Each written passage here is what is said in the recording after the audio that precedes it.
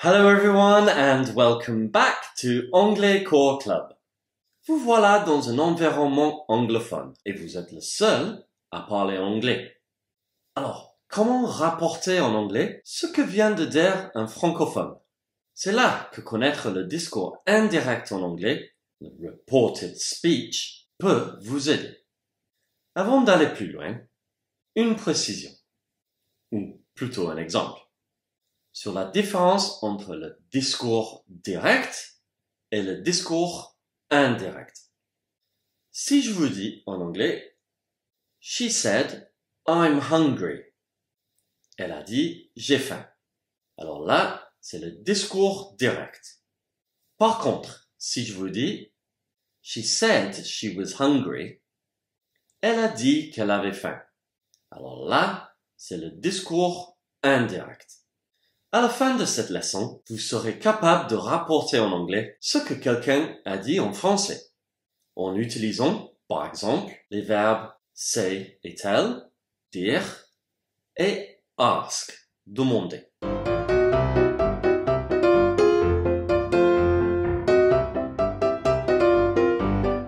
Commençons avec un peu de théorie sur le discours indirect.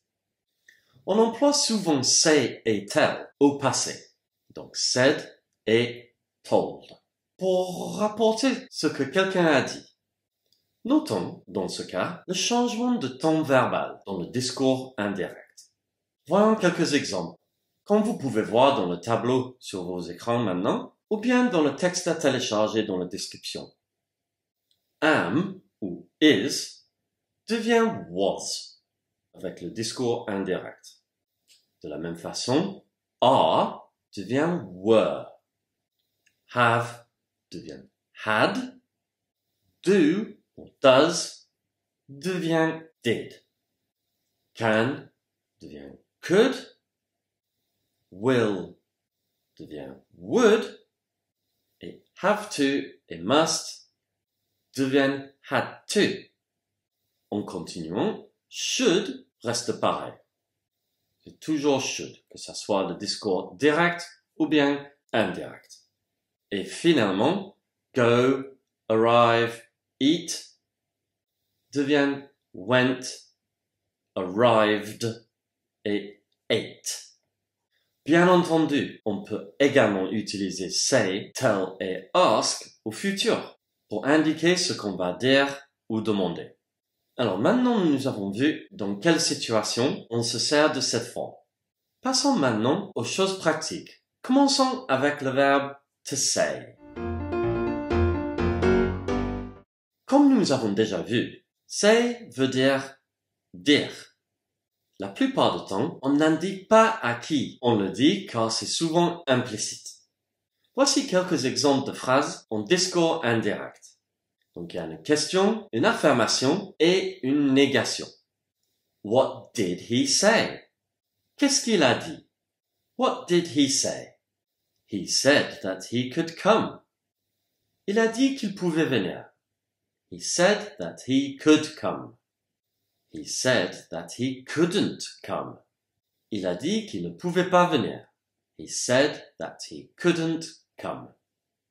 He didn't say that he was coming alone. Il n'a pas dit qu'il venait tout seul. He didn't say that he was coming alone. What will you say when you call her?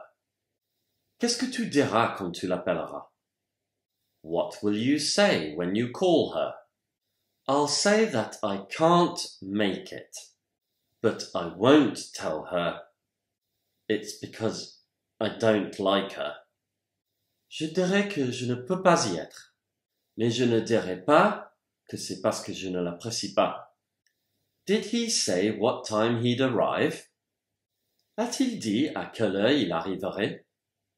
Did he say what time he'd arrive? He said that he'd arrive at about 4:30 p.m. Il a dit qu'il arriverait vers 16h30. He said that he would arrive at about 4:30 p.m. He didn't say what time he'd arrive. Il n'a pas dit à quelle heure il arriverait. He didn't say at what time he'd or he would arrive. Dans ces exemples, vous avez peut-être entendu que j'ai utilisé le mot that. C'est parce que c'est plus formel, plus soutenu de mettre le mot that à l'écrit. Par contre, à l'oral, on peut très bien ne pas dire that. C'est tout à fait correct de le mettre quand on parle. Il est aussi important de noter la différence dont ces deux questions sont structurées en anglais. What time will he arrive? À quelle heure va-t-il arriver? Did he say what time he would arrive? A-t-il dit à quelle heure il arriverait? Ces deux points, that et la formation des questions, s'appliquent également à tell et ask. Justement, regardons maintenant to tell. Tell est aussi utilisé beaucoup dans le discours indirect en anglais. Mais contrairement à say, tell précise à qui on le dit. Regardons ces quelques exemples.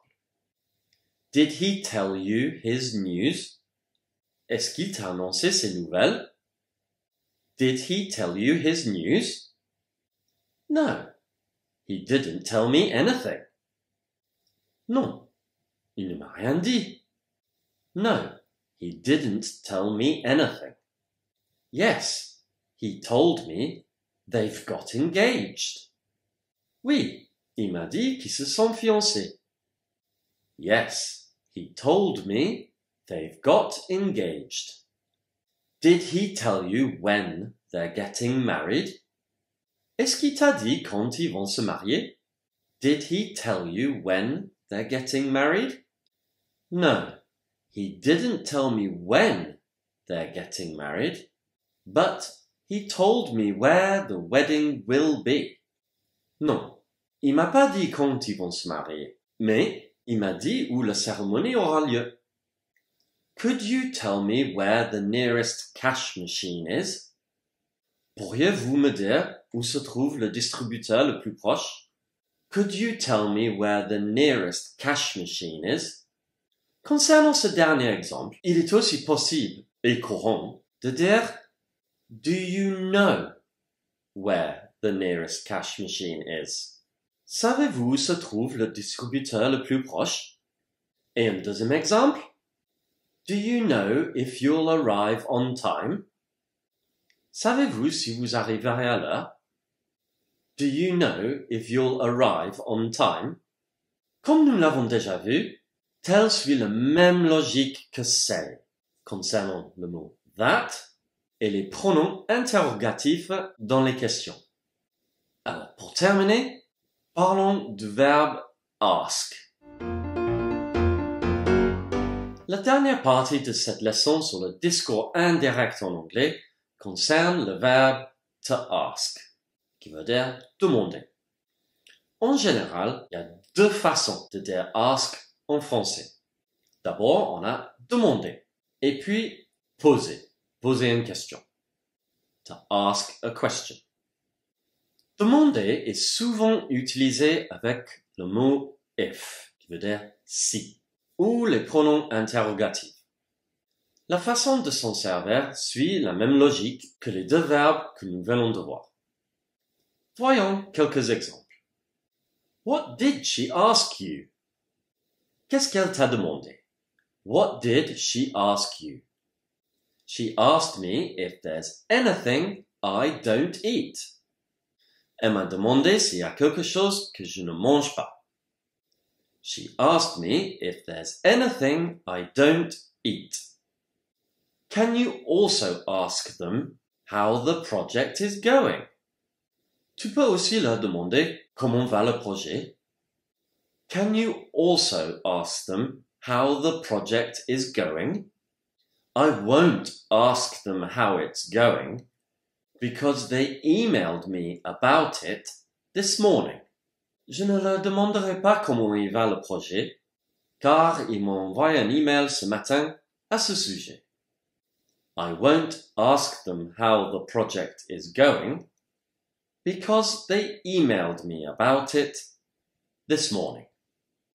Dans la deuxième phrase, she asked me if, on voit le mot asked, qui est le prétérit, et don't eat, qui est le présent simple. Ceci est possible en anglais car il y a un lien entre la question initiale et maintenant. Les aliments que je n'aimais pas manger à ce moment-là sont toujours les aliments que je n'aime pas maintenant. Bon, nous arrivons à la fin de cette leçon sur le discours indirect en anglais. Nous avons vu comment utiliser le verbe say, tell et ask pour rapporter ce qu'a dit quelqu'un à une tierce personne, avec les astuces essentielles concernant la concordance des temps et la structure des phrases. Cette forme, notamment avec le verbe tell, est très utile quand on veut demander quelque chose poliment en anglais. So that's it, everyone. I hoped you liked the lesson. If you did, give us a thumbs up and subscribe. And I will be back again very soon for another lesson. Till then, take care. Bye-bye.